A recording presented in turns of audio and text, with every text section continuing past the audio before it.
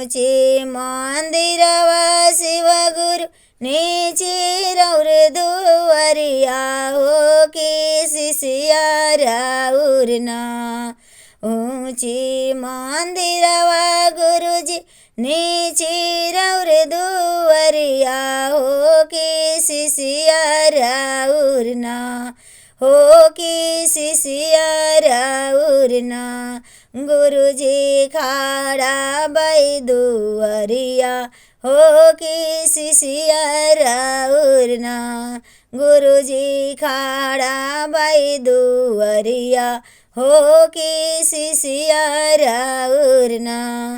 कैसे में छुई गुरुजी रौरी चरनिया हो कि नगवा राउरना। कैसे में छुई गुरुजी रौरी चरनिया हो कि नगवा राउरना।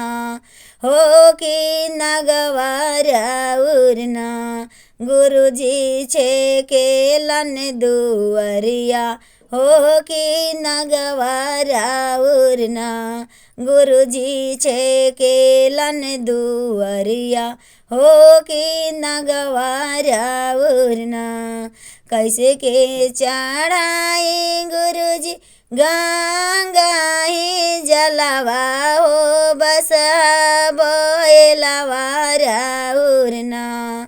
कैसे के चढ़ाई गुरुजी गंगा ही जलवा हो बस बोलवा राउरना।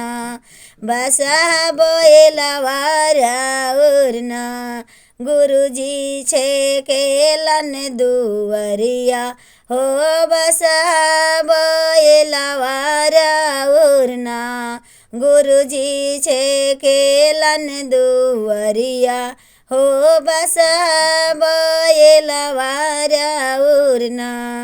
कैसे के चढ़ाई गुरुजी भांगिया धतुरवा हो भूते परतवा राउरना। कैसे के चढ़ाई गुरुजी अक्षत चंदन हो भूते परतवा राउरना। भूते परतवा राउरना। गुरुजी छे केलन दुआरिया हो भूते परतवा राउरना। गुरुजी छे केलन दुआरिया हो भूते परतवा राउरना। गुरुजी छे केलन दुआरिया भूते परतवा राउरना।